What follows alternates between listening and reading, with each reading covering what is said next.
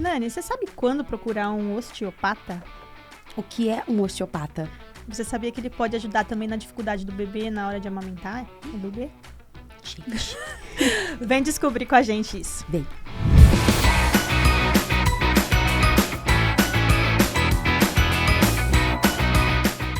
Olá! Sejam muito bem-vindas a mais um episódio do podcast Sem Caretice. O podcast da mãe sem mimimi. E hoje, como a vinheta vocês viram, nós vamos falar aqui com uma profissional osteopata pediátrica, que vai dar muitas dicas aí para as mamães, né, em várias questões aí da saúde e do desenvolvimento do bebê. Mas antes, recadinhos, Nani. Pessoal, não se esqueçam de se inscrever no nosso canal, ativem os sininhos, deixem os comentários, porque hoje tá com uma informação muito bacana no nosso podcast. Se você sabe o que é, não sabe o que é, se ficou surpreso, como nós estamos surpresas com tanta coisa, deixa aqui nos comentários. Então se inscrevam, compartilhem com seus amigos, com as mamães, com as gestantes, porque o quanto antes, melhor. Com certeza. E é claro, vamos agradecer aqui aos nossos parceiros, na verdade, o nosso parceiro de hoje, que é o Milkshake Mix. E para você, papai, mamãe, que quer trazer essa memória afetiva, criar memórias também com seus filhos, nada melhor do que um ambiente gostoso, harmônico e cheio de delícias. O Milkshake Mix está localizado em 2 endereços para melhor atender você. Temos no centro da cidade a Casa do Milkshake, atendendo no horário comercial, de segunda a sexta-feira e no sábado até às 14 horas. E também temos o Milkshake no Posto Piloto, que é na Avenida Lauro Correia da Silva, que está aberto até às 10 da noite todos os dias. Passa lá com a sua família. Sabe aquele milkshake de ovo maltine, assim, que a gente ama, a gente lembra de infância? Vai lá com seus filhos, tenho certeza que vocês vão amar. Um ambiente super familiar, como a Cláudia disse, né? E uma delícia aí de saborear. E vamos apresentar a nossa convidada? Vamos! Então, hoje, conosco, falando numa linguagem muito mais tranquila para todo mundo entender, porque nós somos, né, totalmente leigas no assunto e é muita informação de qualidade, então tem que ser falado com carinho com a gente. Sim. Ela, a doutora Luciene Mariuso. Uhul! Falei certo, doutora? Falou um sobrenome um pouco incomum, né? Mas falou certinho. Parabéns. Bom, mas se apresenta então, né, para nós, para o pessoal, para eles te conhecerem um pouquinho mais e o seu trabalho também, né? O que você faz? O que faz um osteopata? Então tá, vamos lá. Meu nome é Luciene Mariuso. Eu me formei literalmente no século passado, 1989. Fiz 2 graduações pela Unesp. Fiz a fisioterapia e educação física simultaneamente. Cursei os 2 cursos simultaneamente. Eu tinha aula cedo, à tarde e à noite todos os dias. Meu Deus! Tive aula de sábado de manhã e de sábado à tarde também, mas superei. Não fiquei com traumas. E eu trabalho com osteopatia já há alguns anos. Fiz pós-graduação em osteopatia pelo CBO. E é uma área que a gente não para de estudar, continuo estudando sempre. A pedido de vocês, vou falar numa linguagem bem popular, porque nosso objetivo hoje não é falar para osteopatas, mas sim para o público leigo, né? Sim. A osteopatia, eu sempre explico assim para os pais lá na clínica, a osteopatia vai trabalhar bloqueios articulares e muitas vezes bloqueios viscerais também. O que significa isso? Eu posso ter uma vértebra que está presa, um ombrinho que não está movimentando na amplitude de movimento que precisaria, e daí é onde entra o osteopata. E isso pode ser só articular ali da região, mas pode ter também relação com um órgão ou uma víscera, que pode ter um tensionamento com relações a nível de ligamentos, músculos, inervação, fáscia. Então, todos os tecidos moles influenciam na mobilização dessas articulações. Então, muitas vezes a gente precisa trabalhar os órgãos. Quase toda a sessão é raro. Eu acho que eu nunca atendi um bebê que não precisasse trabalhar vísceras, órgãos e vísceras numa sessão. Olha só. Que, na verdade, até em adultos, independente da idade do ser humano, quase todas as disfunções osteopáticas, são falta de funções daquela articulação daquele órgão, está relacionada com o órgão mesmo. Com o órgão. E assim, a gente sabe, o bebê ele não fala, né, para falar pro pai, tô com alguma dificuldade, porque é um bebezinho. E quando é que os pais têm que ir atrás, né, de um osteopata? Ele tem que esperar alguns sintomas do bebê? Quando que é a melhor hora para levar no osteopata? A melhor hora, na minha opinião, já é dentro do próprio hospital. Em alguns países da Europa, é comum ter osteopata dentro do hospital, tanto na UTI pediátrica quanto na UTI convencional, na internação convencional, vamos dizer dessa forma, né? Uhum. E onde o osteopata vai atuar? Nas disfunções que a gente colhe ali na hora que examina o bebê. O bebê não precisa me falar. A sensibilidade que o osteopata desenvolve com a mão é muito grande e a gente percebe tensões de músculos, de ligamentos, muitas vezes, que o órgão não está funcionando como deveria, da forma correta, né? Então, é onde a gente trabalha. Aqui no Brasil, eu conheço só um osteopata, não sei se tem mais, que trabalha dentro da UTI neonatal. E o melhor momento para os pais virem até mim, saindo do hospital, já pode vir até mim. Eu já atendi bebê de 3 dias de nascido, porque já tinha saído do hospital, veio para mim com 3 dias. A mãe tinha feito cesárea, estava com dificuldade de andar. E já atendi bebês de 4 dias, bebê de 6 dias. E quanto mais cedo for diagnosticado as dificuldades que o bebê tem, muito mais rápido vai se resolver isso. E muito menos problemas ou dificuldades a gente vai ter no futuro, que esse futuro pode ser próximo e a longo prazo também. Que bacana. Então, na verdade, não é que os pais estão caçando, né, problemas, porque muitas vezes vamos levar o bebê no médico, às vezes alguém mais velho, ou alguém que adora dar um pitaco, fala assim, nossa, você está caçando problemas no seu filho, né? Mas não, na verdade, você está precavendo. E outra, você comentou para mim que ajuda tanto na amamentação e diversos fatores. Então, é uma prevenção essa primeira consulta, assim, logo após a alta do hospital. Isso. Vocês são mães, né? Sim. Qual é o melhor tratamento que os seus filhos fazem? É aquele que não precisa ser feito. É aquele tratamento que não precisa ser feito. Então, qual que é a melhor... Desculpa. Qual que é a melhor coisa que a gente tem a fazer? Prevenir. Então, se os pais vêm para mim com poucos dias de nascido com o bebê, então, eu vou ter condições de fazer orientações para que esse bebê não tenha disfunções, para que esse bebê não venha a ter dificuldades, problemas, por falta de conhecimento dos pais. Exatamente. Eu sempre explico assim para os pais, nada do que eu disser aqui vai ser crítica. Nada do que eu disser aqui vai ser para atacar vocês de forma alguma, porque tem pais que chegam lá tão doloridos, tão cansados do que estão vivenciando com o bebê, que choram muito. Infelizmente, isso é uma coisa recorrente lá na clínica. Sessão de osteopatia com terapia, né? E o fato de procurar antes ajuda na questão da informação até para os pais não fazerem errado. Mesmo que o cliente, mesmo que o bebê não apresente nenhuma dificuldade ali no primeiro momento, mas a informação correta vai fazer com que os pais ajam da melhor maneira para que ele não desenvolva esses problemas, né? Então, assim, a gente ouve muito mito, né, na internet, ainda mais numa era assim que todo mundo quer dar informação, né, relacionado à sua experiência, mas que cada caso ali vai ser um caso, né, e com um profissional orientando vai fazer toda a diferença. Então, o melhor tratamento é aquele que a gente não faz. Então, tudo que você fizer vai ser para prevenir. E isso já se resolve um monte de coisa, né? Um monte de coisa. Por exemplo, hoje se fala-se muito no posicionamento de deixar o bebê dormir. Todos os bebês têm que dormir de barriga para cima. Isso é muito complicado, porque não é feito da forma correta. O bebê tem que dormir de barriga para cima à noite toda, durante o dia, nos momentos que o bebê está acordado. O ideal é que esse bebê fique de barriguinha para baixo ou deitado de lado. Quando isso pode ser feito? Pode ser feito desde o primeiro dia, desde que o bebê não tenha nenhuma contraindicação para isso. Por exemplo, uma cardiopatia ou uma má formação congênita que impossibilite isso. E o bebê nasceu, você não precisa botar ele de barriguinha para baixo ali no primeiro dia, já em cima de um tatame, por exemplo. Isso pode ser feito no peito dos pais. Acabou de dar mamar, põe no peitinho da mãe ou no braço. E não precisa deixar o bebê reto na horizontal. Você pode deixar ele verticalizado, que favorece, inclusive, a descida do leite, né? Sim. Evitando a regurgitação. Ai, que bom, essa parte eu fiz certa. Você tinha comentado, né, das tensões do bebê. A gente fica assim, nossa, mas bebê fica tenso? E aí, eu, analisando aqui, né, pensando, né, com a cachola, faz todo sentido, porque o bebê estava numa posição ali dentro do útero, né? Ele estava todo ali E também é algo totalmente novo para ele, né? Ele tava ali confortável, quentinho e tal. E ele sai para esse ambiente, não sei se faz sentido, você me corrige.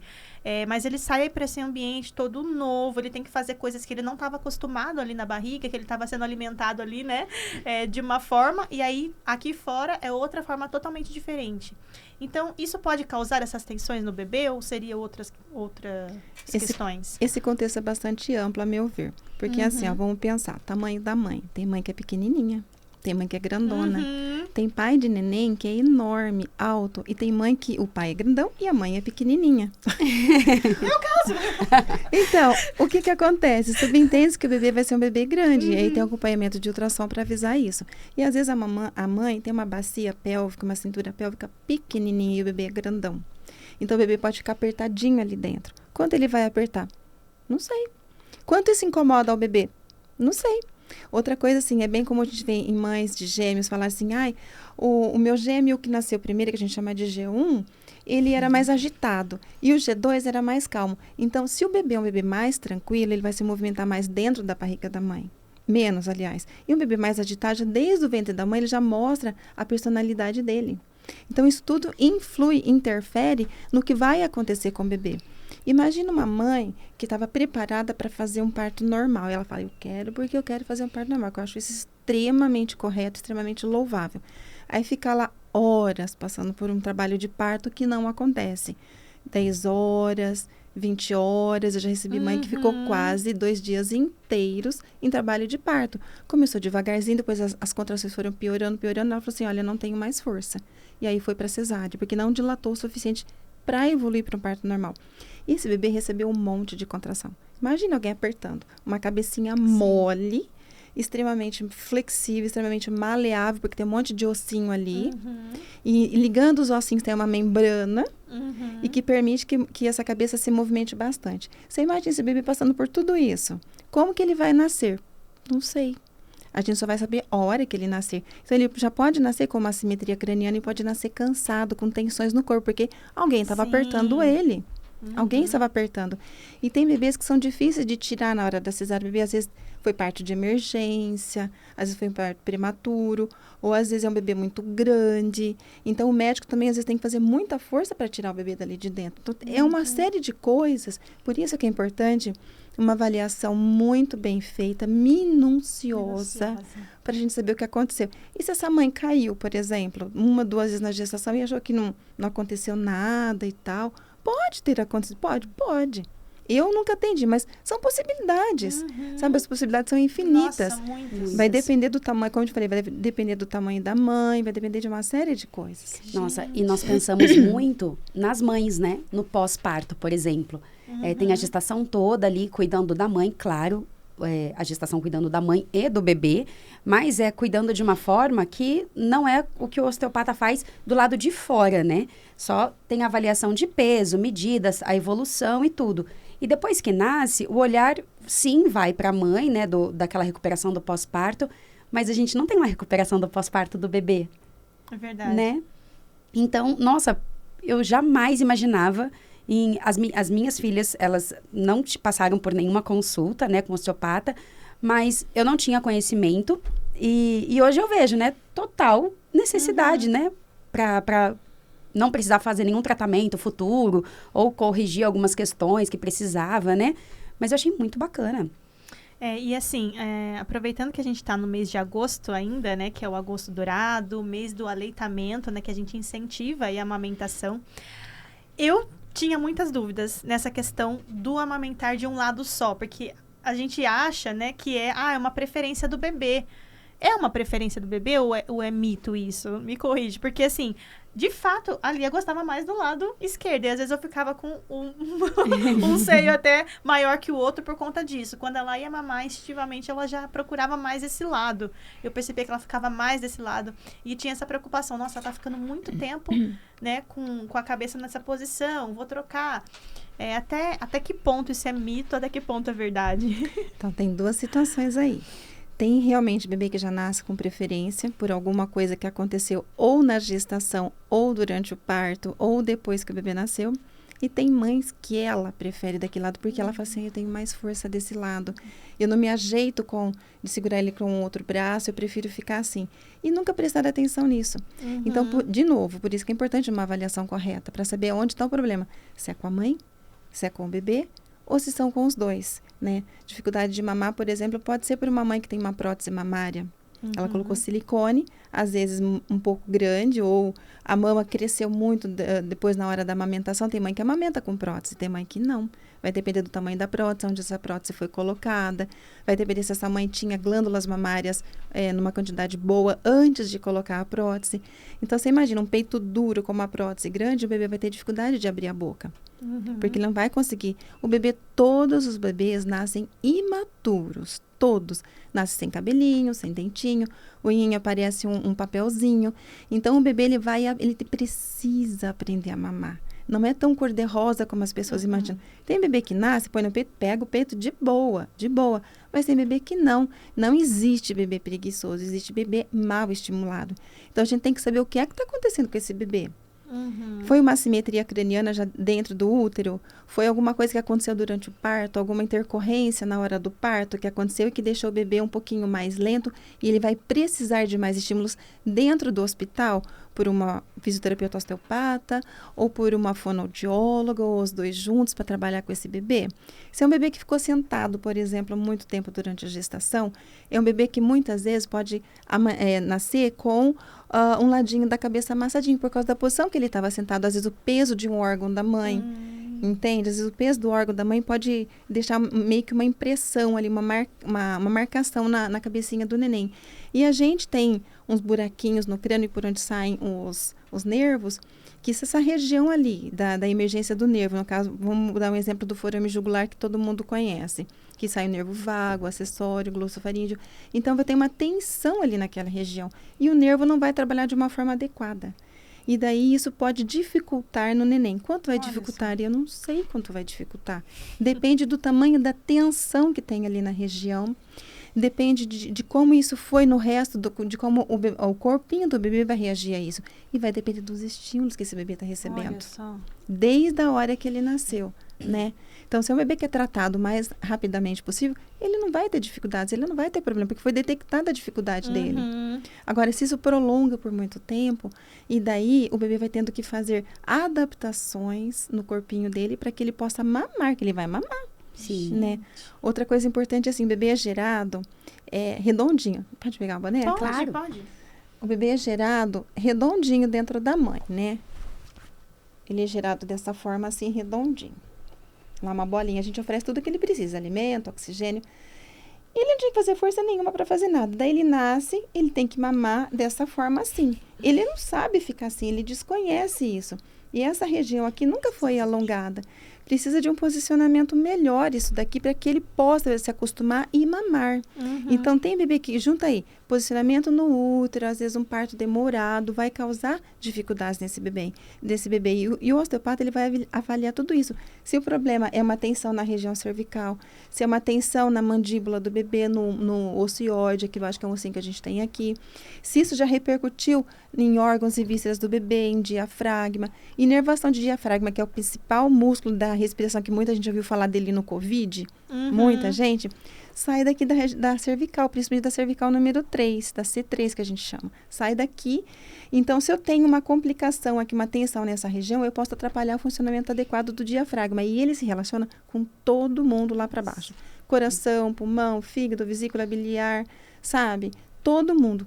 Então, vai complicando as coisas. E só quem detecta isso é o osteopata, que ele estudou para isso.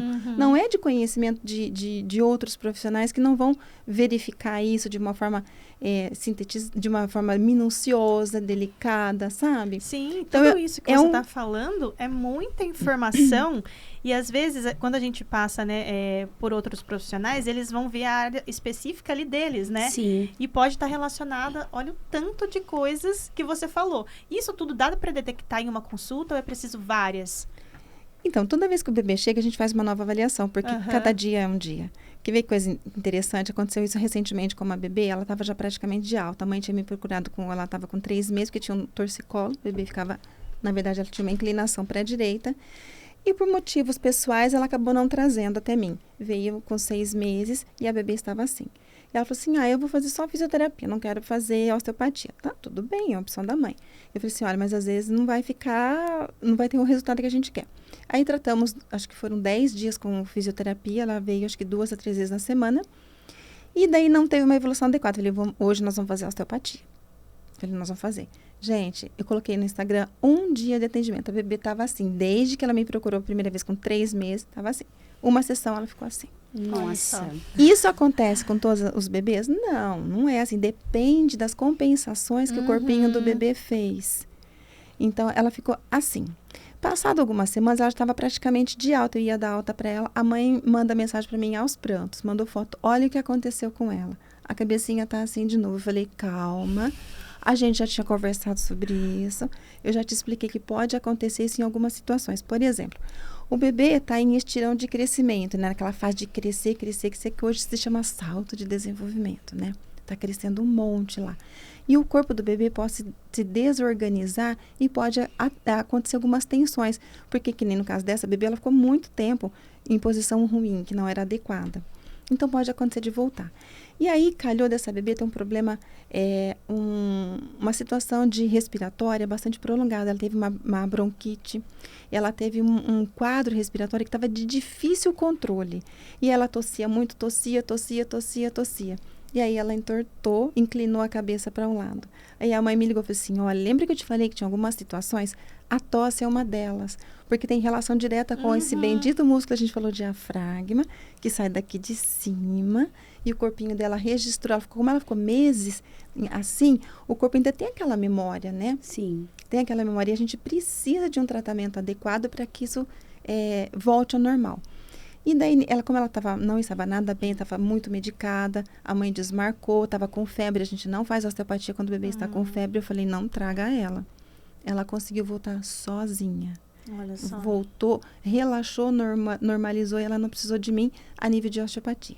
Mas eu tive um outro caso igualzinho, o bebê ficou internado com bronquiolite, tal, e a mãe já estava de alta e a mãe me ligou, mandou mensagem também da mesma situação. E esse bebê não voltou sozinho. Mas outra sessão de osteopatia, zerou. Olha só. Nossa, é uma ligação. É muita coisa envolvida, né? Em um profissional. É o corpinho todo do bebê. É isso mesmo. E o que mais me impressiona é o fato de não ter esse acesso fácil a um osteopata ou uma informação fácil para as mães. Porque, de verdade, eu não tinha o conhecimento. E além dessa parte que você falou, tem a parte de crânio, tem a parte da ligação que você acabou de falar, da amamentação, né? Às vezes nós pensamos que é só para a mãe, não é instintivo, mas a criança precisa também de um estímulo. E por diversas vezes eu falei que uma das minhas meninas eram preguiçosas. E é totalmente diferente. É o imaturo do prematuro. E a doutora falou do imaturo, né? Independente se a criança é prematura ou não. Tem essa diferença, né? Todas as crianças são imaturas na hora que nascem? Sim. Todos os bebês nascem imaturos. Imaturos. Prematuros são só os nascidos abaixo de 37 semanas de gestação. Acima de 37 não é considerado prematuro. Mas quanto mais perto das 37 semanas o bebê nasce, mais imaturo ele é. Olha. Porque ele ficou mais tempo lá dentro da mãe, ele recebeu mais estímulos da mãe, porque querendo ou não, o bebê tem uma graduação de som que ele ouve, mais movimentos e tal, né? Então, quanto mais perto de 37 semanas, mais imaturo esse bebê é. Eu sempre explico assim para os pais. O bebê vai crescendo dentro da mãe e ele vai desenvolvendo uma série de coisas, né? Então, quanto mais tempo ele fica guardadinho dentro de você, mais tecidos vão se formando, mais conexões nervosas vão se formando para facilitar a hora que esse bebê nascer. A gente imagina um fio elétrico. Internamente, a gente tem um fio propriamente dito, que é a parte de cobre. E externamente, a gente tem aquela capinha ali, que eu nem sei do que é aquilo, um tipo de borracha, de plástico, eu não sei. Dentro é o nervo propriamente dito e fora é a capinha que no nervo humano a gente chama de bainha de mielina. Quanto mais tempo o bebê fica dentro da mãe, mais mielinizado é esse nervo, mais proteção ele tem desse nervo. E é um nervo que vai... Quando você descasca o fio, o que acontece? Dá choque. Então, o bebê que ele não ficou muito tempo dentro da mãe, ele tem tudo isso para se desenvolver depois. entre outras coisas. Não se aconselha dar telas para a criança, porque o olho não está formado, não acabou de crescer. Não tem dentinho e o olho também não está formado. Você não pode dar telas. Por que o bebê só pode comer depois, mais para frente? Porque já se desenvolveu mais o sistema gastrointestinal do bebê, que desde a boquinha até lá embaixo. O bebê não tem uma deglutição muito boa quando ele nasce, por conta dessa falta de amadurecimento, dessa imaturidade que ele tem. Então, ele vai aprender a deglutir de uma forma certa, depois ele começa a nascer dentinho, tem bebê com 6 meses que já tem dentinho, outros não. Então, é tudo de uma forma gradativa. E o bebê não pode mamar. Antigamente, a gente falava assim, não, já tem 3 meses, vou amassar uma batata ali, botar um caldinho de feijão. E o bebê vai comer, ele come. Se você botar na boca dele, ele vai, de uma quantidade determinada, ele vai comer. Às vezes um pouquinho, mas ele vai engolir alguma coisa. O sistema gastrointestinal dele não está maduro para receber isso. Ele não tem uma proteção de intestino adequada. A flora intestinal, a microbiota intestinal, vai se formando com o passar dos meses. E o leite materno, por exemplo, ele tem muita coisa disso. A gente passa muito da nossa microbiota para o bebê. Olha a importância que a gente tem, gente. Os maridos agora vão ficar com dor de cotovelo. Então, a microbiota vai desenvolvendo para receber alimentos. Então, mas o meu bebê não amamentou, não usou, não se aproveitou do meu leite materno, eu tive que dar fórmula. Ótimo, graças a Deus, teve alguém lá, não sei quem foi, que desenvolveu uma fórmula para alimentar os nossos bebês que por N motivos não puderam ser amamentados pela mãe. Não tem problema nenhum. Devagarzinho isso vai se acertando, né? Então, o aleitamento materno diminui uma série de coisas. Diminui cólica, disquesias, porque às vezes se o bebê está com cólica, vai aumentar a dificuldade que ele tem de fazer pum. E aumenta a disquesia, que é a falta de controle do bebê, de contrair essa parte do corpinho dele, a parte do tórax, da barriguinha, para poder fazer o pum e o cocô. Isso é a disquesia cólica, é o contrário, alguma coisa que está irritando ali dentro do intestino, alguma coisa que está incomodando ele. Sim. Gente, é muita informação, né? É muita. Olha, eu tô pensando aí, né, em ter outro bebê futuramente e já tá ali no meu checklist. Osteopata. Mas assim, ó, uma dúvida agora. A gente tá falando muito aqui do bebê, né? Do atendimento pro bebê o quanto antes. Tem alguma coisa que a mãe possa consultar antes? Porque, assim, eu fiz a consulta com a pediatra antes do nascimento, né? Mas no osteopata, tem alguma coisa que pode ajudar a mãe, no caso? Já que tem muitas mamães aqui nos assistindo. Tem sim, desde dores da gestação, causadas pela gestação peso, aumento do peso, quanto também até se a mãe quiser se informar, o que é que eu vou fazer com o meu bebê na hora que ele nascer? Como que eu seguro ele, gente? Vocês não têm noção. Nossa, olha isso. É super comum receber mães lá, já com o bebê com 30 dias, 60 dias, 90 dias, que elas não conseguem posicionar o bebê para amamentar. Nem no peito e nem na mamadeira. Não sabe porque ninguém ensinou. A culpa é delas? De forma alguma. Não é, porque ninguém ensinou. Só que, por outro lado, a mãe poderia, durante a gestação, ter procurado mais informações. E aí a importância do trabalho de vocês, de passar essa informação para as mães. Graças a Deus, tem vocês que estão nos ajudando a levar essa informação para as mães. Eu sempre digo isso para as mães. Gente, conhece alguém que está grávida? Tem alguma amiga que está com bebê recém-nascido? Sabe? Fala do trabalho da osteopatia, fala da importância do desenvolvimento motor ser realizado de uma forma adequada, sabe? Porque a gente evita um monte de problema, um monte.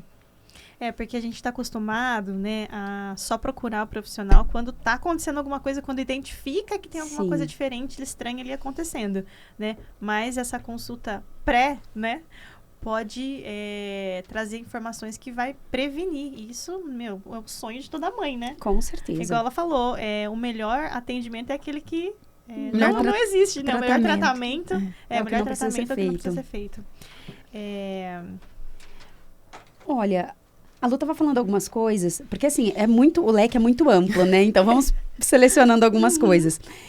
Outra coisa que eu era totalmente leiga e descobri hoje. A famosa moleira da criança. Eu achava que existia uma só aqui, que fecha com 2 anos, e negativo, né? Não. Tava falando totalmente... Mostra pras mamães como que funciona, porque eu imaginava somente que era essa daqui, nunca passou pela minha cabeça a quantidade e muito menos a importância, né, de uma consulta prévia com a osteopata, que ligação tem isso, quais tratamentos, de repente, a famosa cabecinha torta, né, que às vezes, a maioria das mães às vezes encanam, a criança tá mais de um lado e tá torta, tá mais do outro, enfim. Então, explica pra gente qual é a ligação e qual que é o trabalho do osteopata em cima disso. Então, tem essa famosa aqui, a grandona em cima. Tem outras duas menorzinhas na frente, aqui nessa região. Tem duas outras pequenininhas atrás, aqui embaixo. E tem uma outra maiorzinha em cima atrás. Totalizando 6 moleirinhas ou 6 fontanelas. Gente, é muita coisa, né? Então, a parte mais importante é isso, gente. São 5 moleirinhas, as duas de baixo, na frente e atrás, e a de cima atrás, fecham por volta do 3º mês de vida do bebê. E aí é onde entra um trabalho precoce do osteopata, uma orientação adequada de posicionamento, tanto, até mesmo para amamentar o bebê, seja ele no peito ou mamadeira. Posicionamento para dormir, posicionamento de tummy time, quanto tempo eu faço com o bebê de tummy time por dia. E porque essas fontanelas, essas moleirinhas, elas vão fechar. E daí diminui a minha atuação dentro disso. Porque unindo os ossos, tem um tecidinho assim, ó, fibroso, que deixa o crânio, a cabecinha do bebê extremamente flexível, extremamente maleável, moldável. Se é um bebê que ficou sentadinho na cabeça, ficou sentadinho no ventre da mãe, e a cabecinha dele já nasceu com uma plagiocefalia, que é um amassamento aqui na região posterior da cabeça do bebê, e esse bebê vem para mim com 3 dias, eu já vejo que esse bebê tem uma plagiocefalia, eu já vou passar as orientações para a mãe, e essa mãe, muito possivelmente, quando voltar, já não vai ter mais nada. E já consegue Ou já vai ter identificar diminuído muito. Já consegue identificar logo assim de cara? Ou porque às vezes a mãe acha que é uma coisa que vai arrumar ali com o tempo, né? Vai voltar, às vezes até dependendo, né, um profissional, alguma informação que ela leu errado, e ela deixa para procurar isso depois. Tem tem algum tratamento que pode ser feito isso ou não? Tem vários tratamentos. Primeira coisa, qual é a idade desse bebê que ele tá com essa cabecinha amassada? Nasceu essa semana? Ótimo, o tratamento é maravilhoso, resolve-se 100%. O bebê tem 6 meses, é outro tratamento, muda completamente. Outra coisa, qual é o nível dessa simetria craniana? Dessa plagiocefalia, ou dessa braquicefalia, ou da dolicocefalia? Vai depender de qual é o grau disso. E para saber o grau, a gente faz umas medidas que é diferente das medidas que o pediatra faz.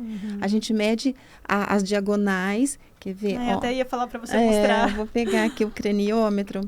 O craniômetro, vamos pegar aqui, ó, nesse crânio de adulto, que é um pouquinho maior, mas ainda assim não vai ser fidedigno. A gente mede as diagonais, assim, mede lateral e antero-posterior. E aí, essas medidas que a gente achou ali, a gente aplica numa fórmula. E o valor que a gente tem nessa fórmula, a gente vai colocar num grau para saber o grau de severidade dessa simetria craniana, para saber se ela é leve, moderada, grave ou muito grave, gravíssima. Então, assim, dependendo da idade do bebê, a gente não consegue fazer muita coisa para a simetria craniana. Para tratamento só com a osteopatia, só com o reposicionamento, porque a gente já perdeu já fecharam essas fontanelas, essas moleirinhas, e é um crânio que já está mais consolidado assim, né? Isso aqui é um de adulto, mas já está mais consolidado, já não tem mais aquele espaço que tinha aqui antes. E daí, muitas vezes, a gente vai precisar do uso de uma órtese craniana associado. A órtese craniana vai atuar na cabecinha do bebê. Ela não atua em pescoço, e não atua nos órgãos, nas vísceras do bebê. Então, adianta fazer usar só o capacetinho? Muitas vezes não. Olha só. Muitas vezes não, porque o bebê vai continuar com aquelas tensões. Sim. Pensa, o bebê ficou 8 meses, por exemplo, 10 meses, com o pescocinho torto, junto com uma plagiocefalia. Eu vou consertar a plágio, posso melhorar muito a plágio com o uso do capacetinho, mas não aquela situação do Aquela pescoço. compensação que ele fez ali. Por causa dos músculos, né? Que ficaram com aquela memória daquele posicionamento errado. E a cabecinha do bebê vai apertar. Não quero... Ó, essa órtese aqui foi de um bebê que tratou comigo. Não lavei proposital, porque as mães falam assim, nossa, mas vai judiar do bebê. Não vai brincar, não vai dormir. O bebê vai ficar 23 horas aproximadamente com o capacete. Vai tirar 1 hora para tomar banho nos primeiros meses, nas primeiras semanas de uso do capacete. E como eu falei, eu não lavei de propósito para ver que, gente, é uma bebê que brincava muito. Olha isso, graças a Deus. E essa bebê aqui foi um caso singular, que ela começou a usar o capacete com 10 meses de vida. Porque ela teve toda uma história, ficou internada até 8 meses, que ela nasceu com um problema grave de intestino, fez colostomia. E daí, depois da reversão da colostomia, ela veio para mim já com quase 9 meses de idade, e com 10 meses a gente colocou o capacete nela, porque a plágio dela era gigante. A maior plágio que eu peguei até hoje, de 17 de plagiocefalia. Coisa absurda. Mas a gente conseguiu resolver. Da posição que ela ficava muito tempo internada, deitadinha na mesma posição. Isso. Isso, por conta dessas moleirinhas, né, das fontanelas que tem. E então não tinha, às vezes, eu não estava lá presente quando ela ficou internada, e tinha que ficar naquela posição por conta de tubo, intubação, soro, sabe? Uma série de coisas. E até quanto tempo pode ser usado o capacete? Eu sei de um único caso, não sei se tem mais, de uma criança que foi colocado o capacete com 3 anos. Só que, mas não é comum isso. De novo, tem que passar por uma avaliação criteriosa para saber se é viável isso. Só que a criança, ela usou o capacete até 5 anos de idade. E tem que usar o dia inteiro. Então, é uma coisa que dificulta já. A criança consegue tirar. A Clarinha, dona desse capacete aqui, quando ela chegou para mim, ela não ficava nem sentada. E ela com 6 meses, não deu 6 meses de tratamento, gente. Ela já estava correndo nem sentada ela ficava. Porque ela não podia se mexer dentro do hospital. Então, a Clara já tirava o capacete. Ela aprendeu a tirar já nas últimas semanas. Ela ficou quanto tempo com o capacete? Ai, a Clara, eu não lembro agora, porque são tantos bebês. Eu acho que foi 3 meses e pouquinho. Nossa, ela já tirava? Olha só. Não, que ela ficou usando, né? A mãe, quando foi para dar alta, a clínica do capacete falou assim, olha, se você quiser usar mais um mês, seria até interessante, mas ela já está dentro de um grau aceitável, a simetria dela. A mãe falou, tá dando muito trabalho para segurar, para manter esse capacete na cabecinha dela. A gente colocava fita para prender aqui, para ela não abrir e tal, e daí não teve jeito, né?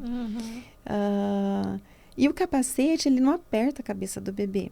Vamos imaginar assim, eu tenho uma cabeça que está assim, eu vou exagerar para ficar de mais fácil compreensão. Eu tenho uma cabeça que essa região aqui está amassadinha, está desse lado. E esse lado aqui está mais arredondadinho. O capacete, ele encosta nessa parte. E aí deixa espaço aqui para que essa parte do crânio cresça. Não vai apertar, vai ficar ali perto, próximo. Então, essa região é igual uma árvore, né? Você contém uma árvore ali, ela vai crescer no formato daquela contenção. Sim. Mas ela vai crescer. E não dói, porque se doesse, as crianças gritariam, chorariam. Vocês concordam comigo? Sim. Que a única forma que o bebê tem de se comunicar é chorando, né? E eles não choram, eles brincam de boa, dormem de boquinha aberta, largado, sabe? Então, existe esse mito de que o capacete judia. Se judiasse, gente, não tinha tanta gente, tanto bebê, dentro do Brasil e fora do Brasil usando, né? Os pesquisadores, eles têm know-how para isso, né? Sim, foi desenvolvido especificamente, né? E esse capacete, ele é vendido no Brasil? Ele é feito com molde da criança? Como que é, assim, ele é desenvolvido? Tem várias fábricas hoje, tem várias clínicas que trabalham com marcas diferentes de capacete. A maioria vem de fora do Brasil. Eu não sei se tem, honestamente, eu não sei se tem alguém que produza aqui. A informação que chega para mim é que eles vêm todos de fora do Brasil, todos os que eu atendi. E eles são, sim, específicos para cada um. É feito um escaneamento a laser. para saber a necessidade de cada um, e daí vem um capacete para a necessidade daquela Entendi. criança. E a clínica vai agendar de acordo com a necessidade o retorno mais rápido ou menos rápido desse bebê para fazer os ajustes. Eles vão ajustando o capacete, né? Olha Porque só. a cabeça do bebê vai crescendo. Sim. Então, ajustes são necessários, né? Ai, que bacana. Agora um assunto assim, né, que é uma dúvida minha. Porque eu sempre gostei de compartilhar lá no Instagram, né, quando a Lia nasceu, as fases, né, do desenvolvimento e tal. E eu colocava muito ela de barriguinha pra baixo, né, fazendo tummy time. E aí a pergunta que eu mais recebia, desde quando você começou? E eu falava, gente, como eu vou passar uma informação que eu não sei se é a correta? E eu ficava muito com medo de responder isso. Eu falava, olha, a Lia começou quando ela tinha, acho que um mês e meio, que eu comecei a colocar ela no tapetinho, né? Mas, pelo que você falou, a partir do momento que você coloca o bebê ali no seu ombro ali, né? No peito, já é um tummy time. É porque, veja só, a gente está tirando aquela condição de barriga para cima, ou aquela condição, assim, do bebê extremamente grudado na gente, a gente tira o bebê dessa condição, né? E uma coisa, duas situações importantes. O bebê de barriga para baixo, ele vai começar a alongar essa parte. Tenta engolir alguma coisa assim, ó. Nessa posição, mesmo que seja líquido, é dificultoso. Sim. O bebê tem essa dificuldade de mamar. Então, a gente tem que pôr ele de barriga para cima para começar a fazer esse alongamento, esse reposicionamento, e o bebê entender que é assim que tem que ser, né? E também, o barriga para baixo, ele ajuda a relaxar. Um tecido que a gente tem em volta aqui das vísceras, que é o peritônio, vai deixar todo mundo mais calminho, mais relaxado. E daí a digestão acontece melhor. Eu lembro que nas primeiras sonecas, assim, das meninas, elas não dormiam muito bem conforme eu lia que as sonecas eram mais longas, porque o bebê era muito recém-nascido. E quando eu comecei a colocar de barriguinha para baixo nas sonecas, nossa, eu acho que na primeira vez elas dormiram, tipo, quase 3 horas. Eu, tô no céu.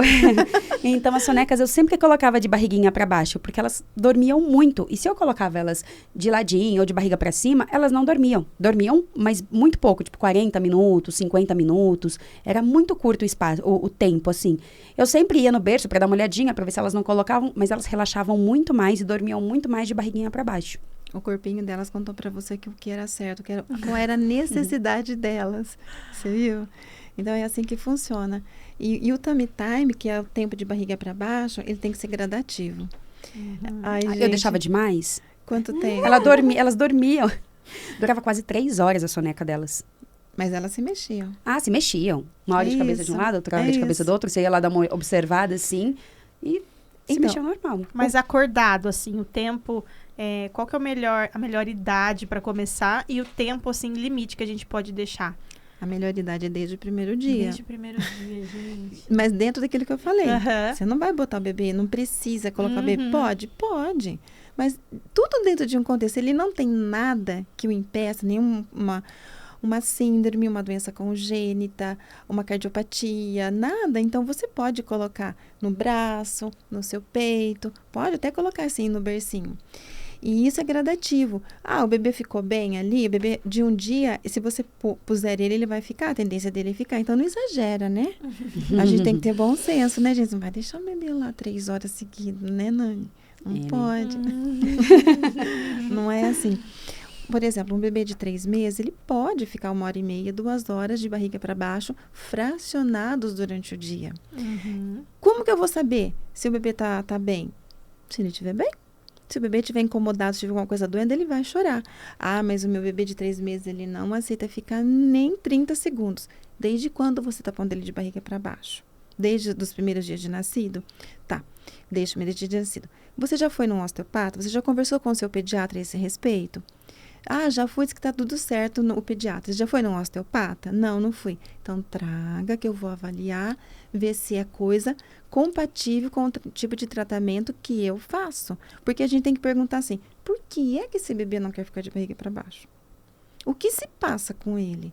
Porque se ele está reclamando, tem uma coisa que não está bem. E o bebê só sabe se comunicar através de choro, de resmungos. E uma coisa que às vezes os pais confundem, Aline, é assim, uma coisa é o bebê reclamar. Outra coisa é o bebê chorar. Outra coisa é o pai e a mãe achar que o bebê está sofrendo. Entende? São coisas diferentes.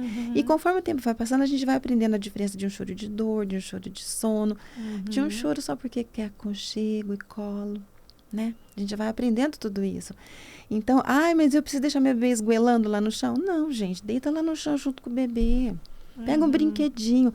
Não precisa ter 50 brinquedos lá no chão. Põe 1 ou 2 brinquedinhos. Conversa com o bebê, canta, faz graça. E o tempo vai passando. É extremamente frequente eu receber bebê de 2 meses, 3 meses, que os pais falam assim, não aceito ficar de barriga para baixo.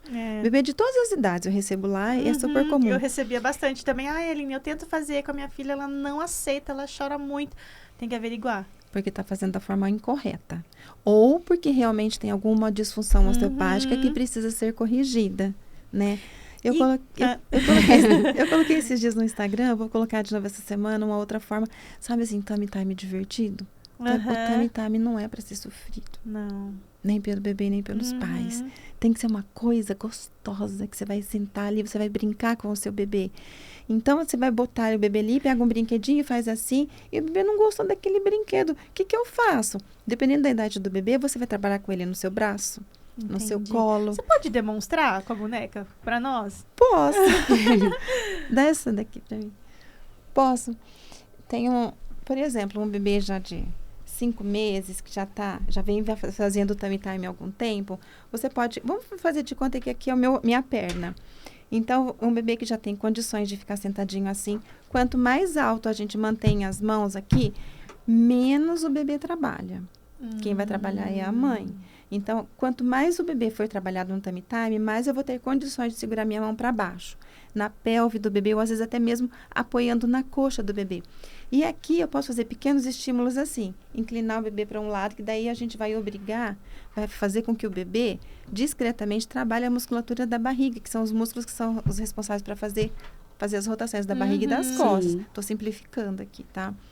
Então, isso é importante. Eu tenho controle. A boneca não mexe, eu que estou fazendo. A gente vai fazer movimento curtinho assim. O bebê aceitou? Ótimo. Vamos continuar. Vamos fazer várias vezes para aquele lado, para o bebê se acostumar com esse lado, para ele não se assustar e para ele desenvolver força muscular desse lado.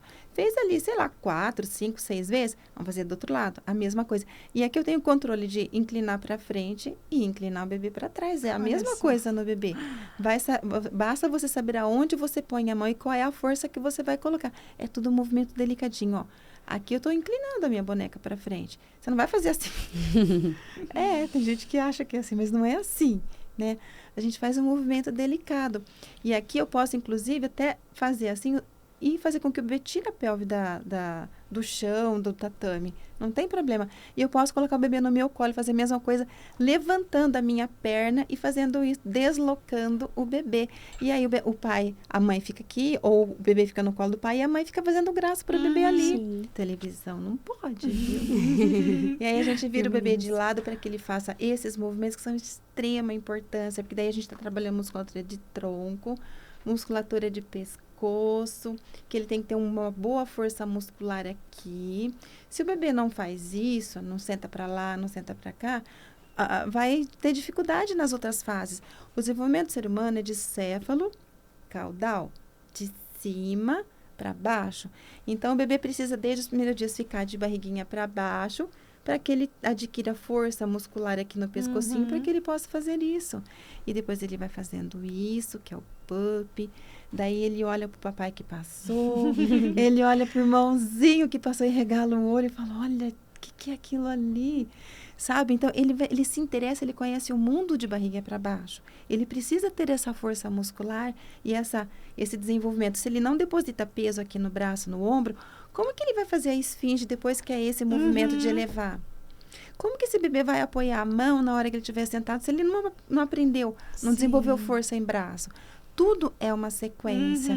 E para que isso aconteça, eu não posso ter uma tensão aqui na cervical. Nossa. Eu não posso ter uma tensão muito importante em diafragma ou em região de intestinos, porque, por exemplo, tá tomando um exemplo, tá, gente? Tá tomando uma fórmula XYZ lá, que está provocando muito desconforto gastrointestinal no bebê. O intestino do bebê está lá, cheio de gases, e o bebê não consegue eliminar aqueles gases. Você acha que o bebê vai querer ficar se movimentando para lá e para cá? Ele não vai. Aí eu falo, porque ele é preguiçoso, não é? Tadinho. Não existe bebê preguiçoso, mal Olha estimulado assim. isso. E aí, o que eu faço então se eu não consigo deixar assim porque ele está com dor? Vamos fazer massagem, né? Fazer massagem para ensinar o corpinho do bebê a se livrar daquilo, a se livrar dos gases, a melhorar o movimento do intestino, a ajudar também no amadurecimento das disquesias, sabe? Por quê? Porque o bebê aprende a fazer as coisas fazendo. Se a gente nunca experienciou aquilo, nunca vivenciou aquilo, você não vai ficar lá paradão. Tem um bebê estático, que é um bebê que nunca foi colocado de barriga para baixo. É aquele bebê que fala assim, não, o meu bebê já está com 6 meses, mas a pediatra pediu para esperar um pouquinho, assim, para começar a introdução alimentar, porque o meu bebê não fica sentado ainda. Aliás, ele fica sentado, mas ele nem começou a engatinhar. Tá bom. A hora que o bebê chega, é aquele bebê que fica sentadinho assim e que olha assim para mim. Tipo assim, o que você vai fazer? Não encosta em mim, porque se você fizer isso, ele vai cair. Ou ele cai para cá, ou ele... Gente, vocês não têm noção. Quantos bebês eu já recebi com 5 meses, 6 meses que fazem isso, a hora que você coloca sentado? Cai exatamente assim. Eu tenho fotos no meu celular de registro de bebês que fazem isso com 5, 6, 7 meses. Nossa. Hoje mesmo, um pouquinho de vir para cá, recebi uma bebê de 7 meses que não começou a introdução alimentar porque não está sentando. Né? E aí, sim, você vai esperar chegar no 7º mês para ir e ver o que está acontecendo, entende, Aline? Quando essa bebê devia ter vindo? Com 5 meses. Sim. Porque a introdução alimentar, teoricamente, vai começar com 6 meses. A grande maioria começa com 6 meses. Salvo alguns casos específicos que precisa começar antes. Você vai esperar até o 6º mês? Vai esperar até 7 meses? Já com 7 meses está na mamadeira ainda? Nossa. Né? Então, a gente tem que começar o mais cedo possível. Isso significa que o bebê está com 4 meses, você vai lá. Vamos sentar, bebê. Vamos sentar, porque já vai começar. Não. 1 semana para o bebê tem muita diferença na resposta dele. Muita diferença. E o bebê, a gente tem que fazer assim. A gente estimula o bebê. Você dá o estímulo. Ele vai responder. E ele vai responder dentro daquilo que ele tem capacidade. Ele não vai fazer algo que está fora da capacidade dele. Todo bebê tem o seu tempo, desde que seja dentro da janela de desenvolvimento motor. Então, a gente espera que o bebê engatinhe entre o 6º e o 10º mês, por exemplo, de vida. Você vai esperar até 10 meses para ir procurar por que o bebê não está engatinhando? Entende? E aí tem um agravante. Quanto mais velho o bebê... Eu falo assim, nossa, esse bebê já está idoso. Verdade, gente. É um bebê idoso que chegou para mim, um bebê que chegou muito tarde, e ele já saiu da janela de desenvolvimento motor, e daí ele tem muita vontade própria. E daí ele briga comigo. Ele briga, não eu que brigo, ele briga comigo, ele não quer fazer. Porque a gente tem que voltar fases. Sim. Coisa que às vezes era para o bebê ter feito quando ele tinha 4 meses, 5 meses, ele ainda não fez com 8 meses, 10 meses. E recebi uma bebê, ela tinha 10 meses e ainda dormia no carrinho. Porque o bebê gostava de dormir no carrinho nos primeiros dias e foi ficando, E aí, o bebê que tinha uma baita de uma plagiocefalia associada a uma braque e estava super atrasado motoramente, porque nunca foi ensinado. Gente, o bebê tem que se movimentar. Outra coisa importante de dizer para vocês... tô falando demais. Não! Eu ficaria horas, porque é tanta informação rica, importante... Deixa eu aproveitar que você estava mostrando alguns exercícios do bebezinho até ele chegar a engatinhar. Uma das minhas filhas, a Lorena, ela engatinhava normal. Elas engatinharam, foi tudo certinho no período que tinha que ser. Mas a Laura, ela sempre foi mais agitada. E a Laura, ela não engatinhava normal. Ela engatinhava com a mãozinha normal e a perninha dela não dobrava 4 apoio. Tipo assim, a mãozinha com a perninha, ela esticava a perninha, ela ficava com o bumbum lá em cima. E tipo, eu falava, gente, essa menina vai cair de rostinho no chão, né? Porque ela era parecia um ratinho de tão rápida e com as perninhas esticadas. Dificilmente ela dobrava aquele joelhinho, porque eu acho que ela tinha mais agilidade, ela queria fazer as coisas mais rápido. Eu entendia dessa forma. Ou não, era alguma coisa que eu poderia ter visto e levado para um osteopata. Porque assim... Quem viu, às vezes eu filmava e colocava no Instagram, quem tinha um filho que fazia a mesma coisa, falava assim, nossa, essa daí é a mais terrível, né? Porque o meu também não tenho muita paciência de engatinhar e já tá com as pernas tudo esticadas, andando. E eu levava esse tipo de informação como normal, que a Laura era mais agitada. Ou não tem nada a ver? Era caso, de repente, de eu ter conversado com uma osteopata? Então, poderia ser uma tensão em região ali de pelve, ou quadril do bebê, ou às vezes no joelho, ou algum órgão que não estava bem, porque intestino tem uma relação muito próxima ali de lombar, que também tem relação com o quadril. Às vezes eu tenho um bloqueio articular em quadril, eu muito possivelmente vou ter um bloqueio também articular em região lombar e vice-versa. A gente nunca sabe quais são as compensações que o corpinho do bebê vai fazer. Tensões em órgãos vão responder nas articulações, né? Então, se o bebê está demorando muito para corrigir isso, quanto mais tempo ele fica engatinhando de uma forma assimétrica, que não é o que é o esperado convencional, então precisa, sim, urgente procurar um osteopata para ver, olha, o que é isso? É uma tensão. Gente, às vezes o ajuste é tão simples de fazer. E provavelmente era, porque o desenvolvimento dela depois que começou a andar, foi tudo normal. De vez em quando ela colocava lá, mas sempre depois eu mostro a foto. E foi tudo normal. Então, de repente, se eu tivesse levado, seria, de repente, algo simples a se fazer ali só para correção, né? Eu tive bebês que com uma sessão, 2 sessões já se resolveram. Tinha uma tensão importante em quadril, que a gente com a osteopatia resolveu isso. Passei orientações para casa, para a mãe, para que ela prolongasse aquilo que eu fiz ali na sessão, mantivesse aquilo que eu fiz na sessão. Mas eu já vi bebês que demoram mais. Então, tem uma série, tudo de novo. Tem que avaliar, ver o que é que tá. As suposições são N. Sim. São N, suposições. Pode ter uma malformação congênita ali, a gente não sabe. Sim. Por isso que eu tô falando, quanto mais demora para o bebê reagir aos estímulos que você tá dando, maiores são as compensações. E a gente sempre tem que fazer aquela pergunta, por que o bebê não tá fazendo o que era o certo e o que é o esperado? Tem bebê que não vai engatinhar? Tem bebê que não vai engatinhar. Vai ter grandes prejuízos, isso? Subentende-se que ele vai conseguir recuperar aquilo que ficou para trás. Mas você vai correr o risco dele não ter recuperado? Porque o bebê que engatinha é o bebê que põe peso nos braços, peso nas mãozinhas, sabe? É o bebê que vai ter mais destreza com as mãos para pegar alimento, para fazer as coisas. É um bebê que vai explorar o mundo. Eles adoram cortina, eles adoram brincar de esconde-esconde atrás de sofá. Sim. Então, é um bebê que tem muita experiência. É um bebê que a parte cognitiva dele se desenvolve muito bem. Do que aquele bebê que não engatinhou. Ele deixa de viver muita coisa. Deixa de correr atrás do gato, do cachorro engatinhando, não é assim? Quem tem pet em casa. Deixa de engatinhar atrás do irmão mais velho, atrás da mãe e do pai. Então, assim, por que esse bebê não está engatinhando? O que aconteceu? O que ficou lá para trás que a gente pulou, que a gente perdeu? Você vai tolher o seu bebê de viver esse engatinhar? Para quê? Qual o objetivo disso? Então, assim, tem bebês que não engatinham? Tem. Eles vão se recuperar? Alguns sim, outros eu não sei, né? Eu sempre explico também para os pais assim, o comércio, ele quer vender, infelizmente, eles não estão muito preocupados com aquilo que é bom para o bebê, sabe? E a modernidade também faz isso, induz a nós mães, que trabalhamos fora de casa, dona de casa e mãe, nos induz a algumas coisas. O uso prolongado de contensores, como Moisés muito pequenininho, tem vários tamanhos de Moisés, gente. O mercado oferece um monte de coisas aí.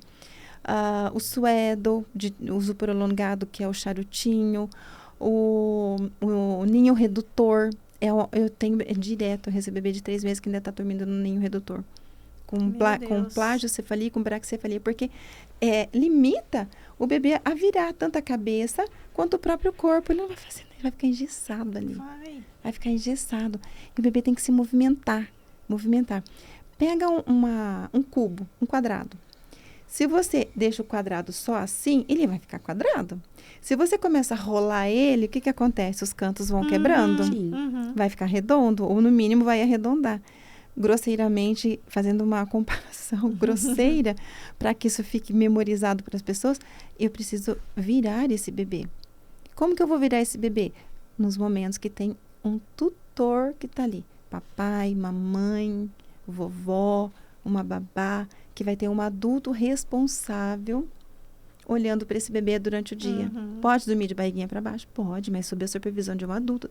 Pode e deve. Eu também falo assim para os pais. Vocês vão dormir que horas? 10 horas? 11 horas da noite? Meia-noite?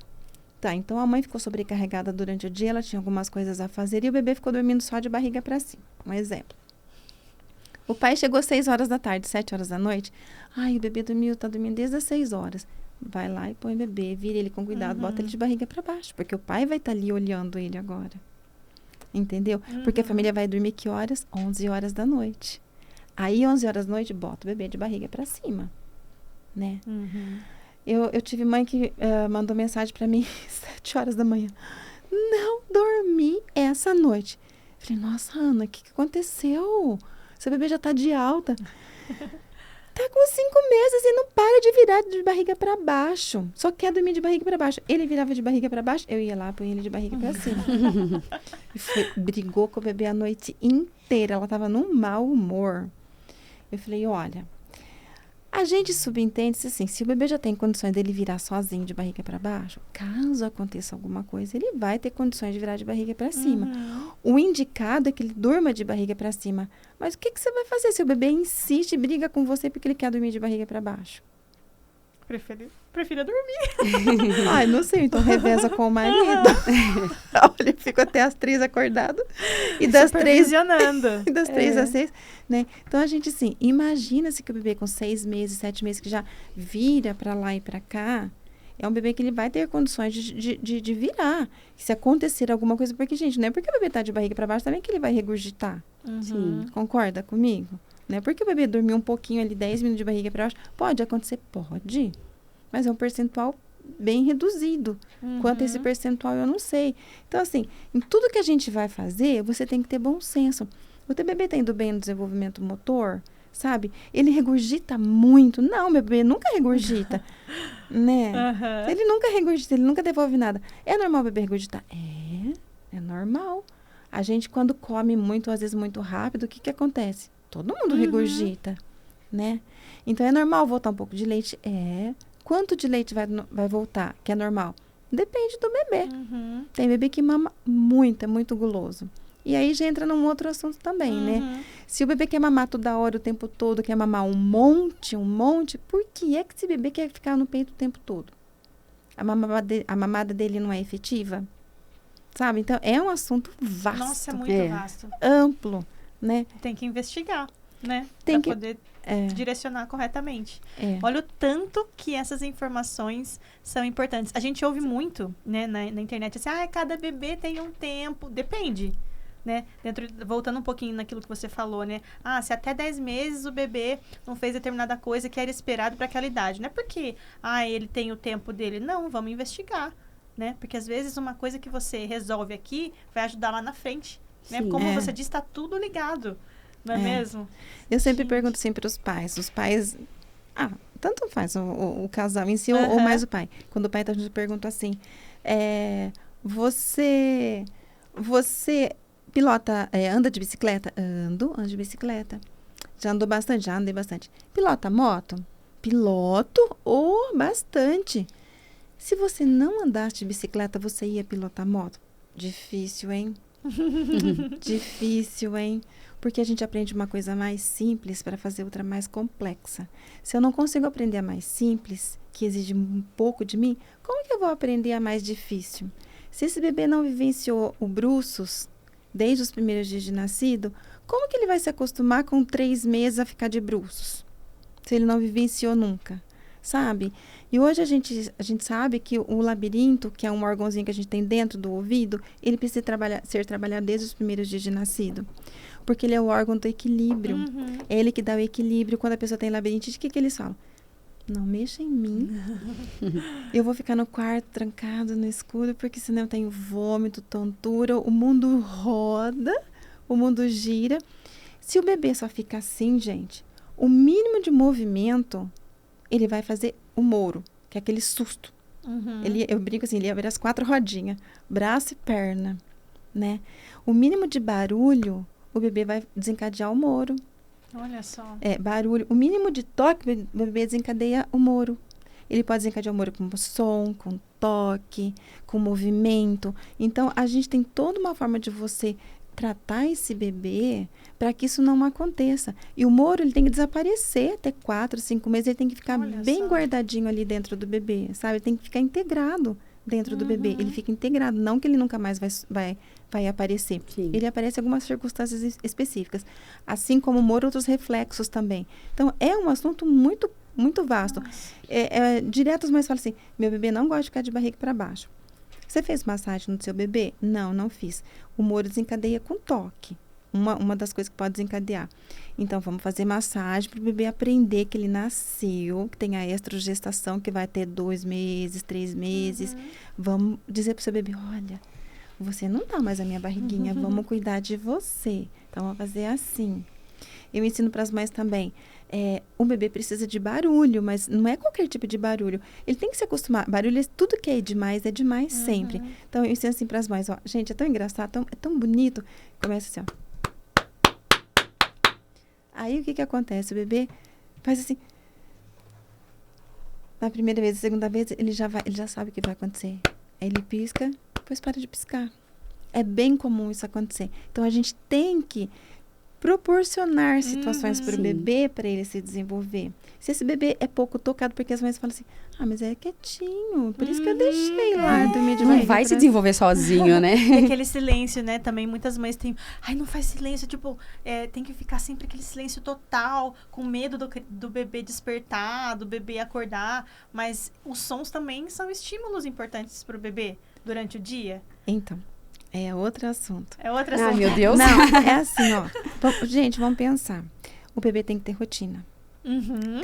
Se o bebê Sim. não tiver rotina, ele não vai dormir adequadamente, ele não vai se alimentar adequadamente. Por quê? Porque ele fica confuso. Ele não sabe o que está acontecendo, ele não sabe que hora é o quê. Às vezes ele está com sono e não deixa ele dormir. Daí aumenta a produção de cortisol pelo corpinho do bebê, que é um hormônio produzido pelo nosso corpo, pelas suprarrenais. E aí é um hormônio de alerta, que vai deixar você acordadão. Então, o bebê fica brigando, ele está cansado, mas ele não consegue relaxar porque tem alguém que obriga ele a ficar acordado. Aí ele fica brigando com ele mesmo. Ao mesmo tempo que ele está cheio de cortisol, ele está cansado. Ele vai chorar, ele vai reclamar. Então, tudo que é demais, é demais. Eu sempre falo assim para as mães, façam rotina com o seu bebê. Tipo assim, ó, é bem comum os bebês acordarem entre 4 horas da manhã e 6 horas, 6h30, eles estão acordando para mamar. Normalmente eles mamam e já dá uma sonequinha, dá uma dormidinha de novo. Acorda por volta de 6 horas, 7 horas, 8 horas, dependendo da hora que ele acordou antes. Então, daí é um horário bom para fazer o quê? Acordou, bota ele já direto no tummy time, independente da idade do bebê. Olha só. Independente, bota ele no tummy time, né? Fez o tummy time, daí você faz uma massagem no bebê com um óleozinho gostoso, um óleo legal específico para bebê, e daí dá um banho nele gostoso, demorado. Põe uma musiquinha gostosa para isso. Aí troca o bebê, põe ele no peito ou na mamadeira, ele vai dormir de novo. Quando ele tornar a acontecer a mesma rotina, acordou, ele tá acordado, ele tá bem. Ele não vai acordar muitas vezes já esgoelando, querendo mamar. Se ele acordar assim, tudo bem, então dê uma mamar para ele. E daí, depois de 20 minutos, meia hora, aí você coloca ele no tummy time. E depois você dá um banho. É uma rotina que eu gosto. Super funcionou para mim em casa. Eu tenho 2 filhos já praticamente adultos. E super funciona com os pais que fazem isso lá na clínica, quando eles têm essa orientação minha. Eu sempre pergunto o feedback para eu saber, gente. Tem que saber o que funciona. Nossa, a prevenção, o conhecimento muda toda a família, né? Muda. Toda a família. Muda, porque se a mãe não dorme, se a mãe não consegue, se esse bebê não dorme direito à noite, a mãe também não vai dormir. E daí, ela que está amamentando tem um excesso de produção de cortisol. E o cortisol da mãe vai passar pro leite. Ai, meu Deus, é por isso que os bebês não dormem, mães. Porque vocês precisam dormir. Eu já tô me colocando no meio, tá? Gente, eu não imaginava. Nossa, eu ficaria mais umas 3 horas conversando aqui. Eu também. Tem muita coisa. Ficaria Uma fácil. coisa que eu até anotei aqui pra eu perguntar. Eu sei que é outro assunto, né? Só que eu tô partindo agora pro meu momento, né? Eu tô preparando, não, né? Eu tô observando ali em questão do desfraude. Tem alguma coisa ligada da osteopatia para você dar uma dica para as mães? Porque assim, né, voltando àquela questão, cada bebê tem um tempo, mas o bebê dá dicas, né? Assim, do preparo e tudo mais. Então, a questão do assoalho pélvico, né? A Lia pula muito. Ela pula, assim, com os 2 pés, né? Eu sei que é um dos sinais, né? De que o assoalho pélvico do bebê tá preparado ali, né? Pra segurar. E, assim, eu percebo que cada vez mais as fraldas dela ficam, né? Tão secas. Eu acordo, a primeira coisa que eu vou ver é a fralda, né? Como que tá a fralda? Dessa vez amanheceu seca. Não, fez o xixi pelo menos uma vez que tá ali, não tá totalmente seca, mas tem alguma coisa ali. Então, eu tô observando, né? Ela tá com 2 anos e 2 meses. Então, assim, meu marido, já vamos comprar um pinico, já vamos comprar um assento ali, né, pra ela. E eu fico, calma, vamos observar um pouquinho mais. Então, eu tô naquela fase, sabe? Então, assim, tem alguma questão, assim, que o osteopata pode dar uma dica em relação ao desfraude? A nível de osteopatia, desconheço. Honestamente, eu desconheço. Mas tudo depende da rotina da família, né? E dos estímulos que esse bebê recebe, né? Se são pais que nunca ofertaram para o bebê um piniquinho, um redutor de assento para esse bebê, ele não vai estar familiarizado com aquilo e falar, nossa, mas o que é isso, né? Então já é bom antes já deixar ali para ele ir conhecendo, para ir vendo. Ajuda, às vezes ajuda, né? Mas pega uma bonequinha e fala, olha, a bonequinha vai fazer xixi, ó. Ai, que lindo, né, bonequinha? Sabe, tudo depende, gente, bebê, criança, eles espelham tudo que a gente faz. Tem os neurônios espelho que explicam bem isso, sabe? Então, depende do que você oferta para a criança, para o bebê. E depende da segurança que você tem nisso. Se você passa qualquer tipo de estímulo, se você passa aquilo como uma coisa boa, o bebê, a criança, o adulto, o adolescente vai entender que aquilo é bom. Né? Então, você tem que passar segurança para essa criança para que ele fale, olha, então vou fazer também. Sim. Né? Nossa. A minha filha, quando ela fez o cocô a primeira vez no piniquinho, gente... Foi uma festa. Eu tirei foto, tá arquivado lá. Eu vou fazer isso também, com certeza. Com certeza. Eu tirei foto e falei, vocês vão morrer de... E falou assim, olha que lindo cocô, viva! Aí fiz a festa ali um pouco, deixei. Ela olhou pra mim com cara de ué, mas tudo bem. Aí eu peguei o cocô, joguei no vaso sanitário e falei assim, vamos dar tchau pro cocô, agora ele vai passear. Tchau, cocô! Pra entender que isso é o processo normal e natural. Porque eu recebo muitos psicólogos lá na clínica como pacientes mesmo. E a gente conversando, os psicólogos dizem que muitas vezes o bebê, a criança, independente até da idade, eu recebi criança lá de 7 anos que não faz o 2 no vaso sanitário, só faz na fralda, com 7 anos. Nossa. O que foi que aconteceu, eu não sei. Mas a gente conversa com os psicólogos, eles falam assim, tem bebê que quer reter, quer segurar aquilo é uma coisa, é uma joia para ele que ele não pode dividir com ninguém. Então, eu vou segurar aquilo só para mim, né? E eu não sou psicóloga, gente. Pelo amor de Deus, psicólogos de plantão que me perdoem. Se você estiver errado, vocês me liguem. Mandem mais informações atualizadas, por favor, para saber o que é que está acontecendo. Então, assim, a criança tem que entender que esse é um processo natural, que a gente não pode reter esse tipo de coisa. Tem criança que fala assim, a mãe fala assim, não faz o 2 na escola de forma alguma, não faz. Mas eu entro trabalhando, a osteopatia entra trabalhando, relaxando as tensões que ficam a nível de intestino, de fígado, de vesícula biliar. Eu vou ver o que é que está acontecendo, se tem algum problema desde aqui de cima, de ódio, tensões em tórax, diafragma, sabe?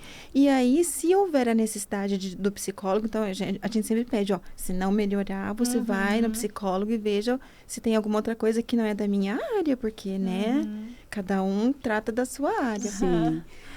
Ai. Tá chegando ao fim, mas eu queria fazer mais uma pergunta, que eu acho que é uma dúvida de muitas mamães. Não dúvida, mas fica aquela pulguinha atrás da orelha. Segura um pouquinho, antes da sua pergunta, vamos agradecer ao nosso parceiro. Com certeza.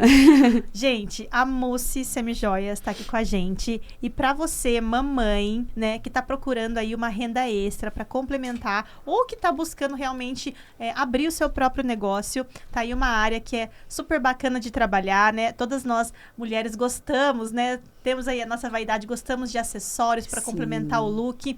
Então, trabalhar nas Semijoias pode ser uma ótima oportunidade para você. E a Mussi pode ser a sua parceira nesse negócio novo para você começar. Então, já fica para vocês a recomendação da Mussi Semijoias, que é uma loja online. Vende tanto, né, no varejo para todo o Brasil, né, peças lindas, peças diferenciadas, com qualidade. E também para você começar o seu negócio, ela pode ser aí o pontapé inicial, né, para você realmente ter essa renda complementar e alcançar uma independência, né, uma liberdade financeira. Aí o empreendedorismo feminino tá aí, eu sempre gosto de mencionar isso, né? Nós mães, principalmente depois que a gente tem os nossos bebês, a gente quer ter mais tempo, flexibilidade de horário. E também valorizar a nossa autoestima, né? Com certeza. Então, muito obrigada, né, pelo apoio com a gente aqui, a Mussi Semijoias. A gente vai deixar também todas as informações aqui na descrição do vídeo. É isso aí. Agora você pode perguntar, Vivi. Então, vou falar sobre mim, mas eu conheço N pessoas falando disso. A orelhinha do bebê. A orelhinha das meninas, elas nasceram de 34 semanas, né? Então, o meu maior medo era as meninas terem a orelha assim ou assim, fechadinha, né? Dobrada. E quando elas nasceram, nasceram com as orelhas dobradinhas, né? Toda a cartilagemzinha pra dentro. E eu morria de medo. E eu tenho uma amiga que não é mãe, ela sabe que é ela. Ela falava assim, e essa orelha aí? Eu colocava esparadrapo. Eu puxava e colocava pra a orelhinha pegar e ficar no formato certinho. Hoje já ficou bonitinho, mas tinha essa questão assim, o osteopata, a osteopatia, ela tem alguma ligação, tem alguma coisa, algum exercício, alguma coisa assim que de repente a mãe pode entrar em contato pra ajudar isso e fazer da forma correta? Porque, tipo assim, às vezes eu colei a orelha da criança lá totalmente errado. Mãe de primeira viagem sempre dá aqueles tropeços, né? Depois da nossa conversa aqui hoje, eu não sei se bate uma dorzinha, eu falo assim, meu Deus, sim, a famosa culpa, né? Cada coisa que eu fiz, ou eu devia ter feito, ter procurado um profissional. E então, para a mamãe que teve o seu bebezinho agora, que tá com aquela orelhinha dobrada, tem alguma ligação com a osteopatia também? Tem. Tudo, gente, tudo tem ligação com a osteopatia. Procurem um. Mas tem, eu vou explicar, tem sim. E pode não ter também. Se eu tenho uma plagiocefalia, que o bebê, ou uma braque, que a braque é o contrário. A braque é quando você deixa o bebê muito tempo de barriga para cima e amassa, e a cabecinha do bebê, em vez de crescer ovaladinha, assim, que é o esperado, ela vai crescer só para os lados, porque tinha alguém contendo ela aí, e daí ela vai crescer para os lados. Ou uma plagiocefalia, que é quando você amassa a cabecinha do bebê só de um lado. Então, esse lado que está amassado, muitas vezes, vou falar de uma forma grosseira para ficar mais de fácil compreensão. Vamos imaginar que aqui amassou e que jogou todos os ossos para frente. Empurrou todo mundo para frente. Então, ele vem para frente e abre. E a orelha, às vezes, pode ficar de um lado só aberta. Mas pode ser porque, às vezes, o bebê até tinha um pouquinho de preferência por deitar mais de um lado do que do outro, que também isso não é o certo. E aí, às vezes, a mãe, na hora de que o bebê deita, ela não presta muita atenção e o bebê está sempre com a orelha aberta. Ele pode ser? Pode, mas eu desconheço algum estudo científico que comprove isso, mas até pode ser, imaginando aqui. Mas, normalmente, a gente tem que avaliar esse bebê, ver se a gente tem uma plagiocefalia, ver se isso tudo fez isso, como eu estou dizendo, daí faz isso e a orelhinha dele fica aberta. E ver como está o rosto desse bebê. Eu tenho uma diferença de olho, um olho mais aberto do que o outro. Eu tenho uma sobrancelha mais elevada, mais aberta, mais para baixo do que a outra. O bebê, quando ele sorri, esse sulco aqui nasolabial, fica os dois iguais. Eu tenho bebê que lá, quando sorri, só um sulco se forma, o outro não. Porque ela tem uma baita de uma simetria craniana, porque tem craniossinostose. Não vai para trás. Fica redondinho. Então, você tem que olhar, tem que ver o contexto todo. E isso sim é da nível da osteopatia tratar. Agora, pode ser genético? Tá, pode ser genético. Eu tenho uma amiga que a orelha dela rasgou. O furinho da orelha rasgou. E ela tem trigêmeos. Naturalmente, não foi FIV. E uma das meninas dela, que são idênticas, uma delas nasceu com cortadinha da orelha. Nasceu assim. Nossa. Não sei como explica, gente. Não sei como se explica, eu não sei. Então, assim, tem coisa que a genética puxa, outras não, né? Então, de novo, você tem que avaliar, ver qual é o contexto contexto, o que está acontecendo, né? Para a gente saber qual é o tratamento adequado. Bom, então, antes da gente finalizar aqui, né, esse episódio super rico em conteúdo, Lu, você quer deixar algum recadinho, alguma informação importante? Quero, sim.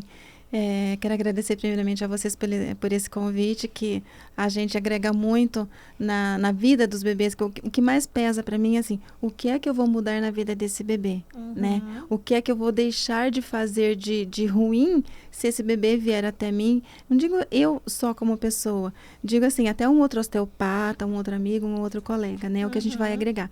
E dizer assim que lá no meu Instagram tem praticamente todo esse conteúdo que a gente conversou aqui hoje, e as pessoas têm acesso a isso a qualquer hora do dia, da noite, de qualquer local do Brasil, fora do Brasil. Eu atendo online também, quando algumas coisas podem ser atendidas online.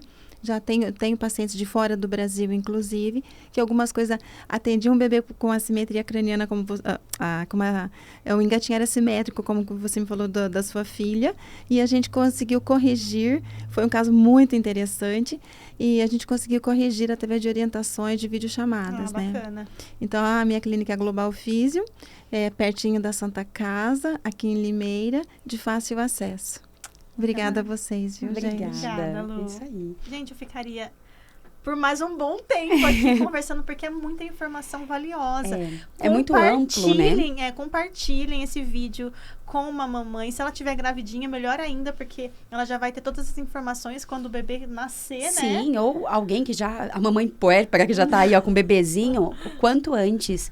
Porque a gente viu, assim, tudo que faz antecipado é muito melhor, porque o que acontece? Você não precisa, de repente, ter algum tratamento muito doloroso mais pra frente, ou um tratamento muito extenso.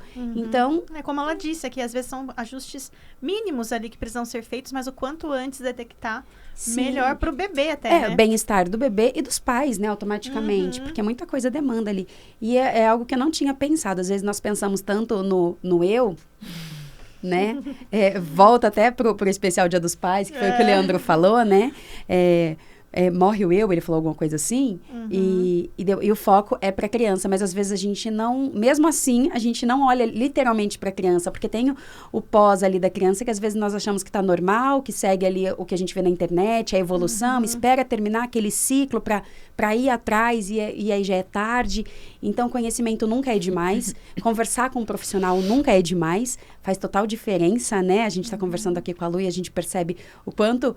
Tanto nós poderíamos ter visto antes alguma coisa com as nossas filhas, mas a gente está passando informação aqui para vocês, para indicarem, para conversar, para compartilhar o quanto antes isso, porque faz muita diferença na vida do seu bebê, para ter mais conforto, para ter mais tranquilidade e, consequentemente, os pais também. Com certeza. A gente vai deixar também aqui o @ né, do Instagram da Lu. Lu, você atende somente aqui em Limeira? Eu atendo só em Limeira. Atendo na minha clínica, da minha sócia, doutora Ivonete, pertinho da Santa Casa, 2 quadras da Santa Casa, de fácil acesso, fácil estacionamento, né? E é realmente uma pena a gente não poder ficar mais tempo, que eu adoraria falar do andador. Ai, meu Deus!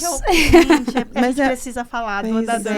Mas, deixem aqui nos comentários, se tiver bastante like esse vídeo, né, e comentários também, a gente chama a Lu aqui, né, pra fazer uma parte 2, né? Parte 2, e manda aqui nos comentários a sua dúvida, que a gente já conversa aqui pra agendar. Com certeza seria muito bom falar. Gente, esse andador e aquela cadeirinha do descanso, gente, mais rende que vocês não têm. Qual a cadeirinha do descanso?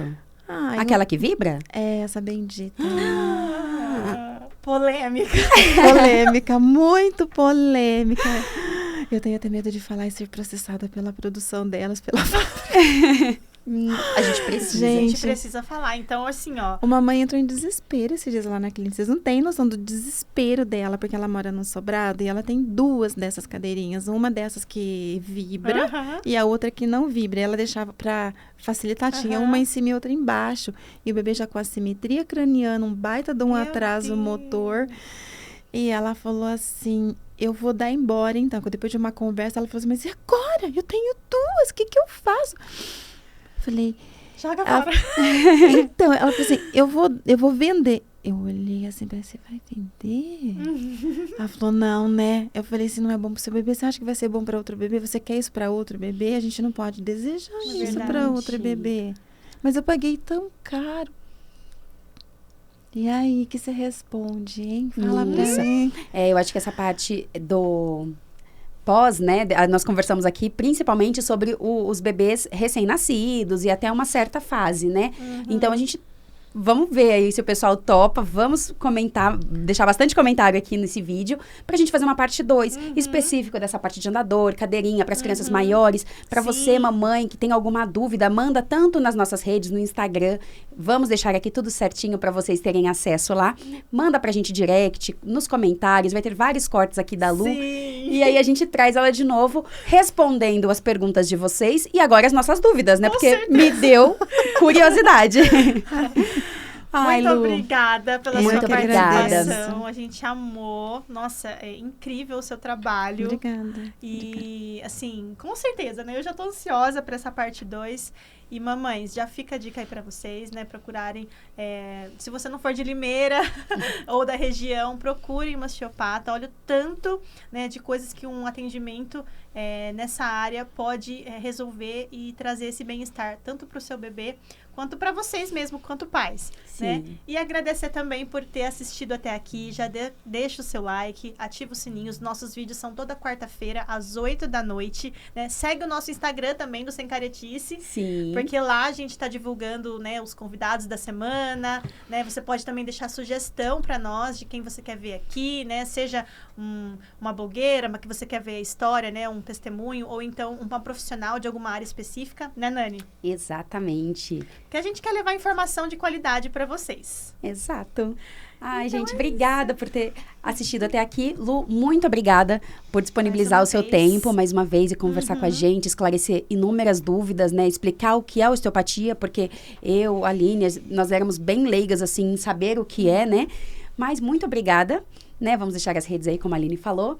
E muito obrigada, gente, por assistir a gente até aqui. Não esqueça do comentário. E aqui é assim, a gente conversa sobre tudo, abertamente, porque aqui o podcast é sem caretice. O pod da mãe, sem mimimi. Obrigada. Até o próximo. Tchau, tchau. Até.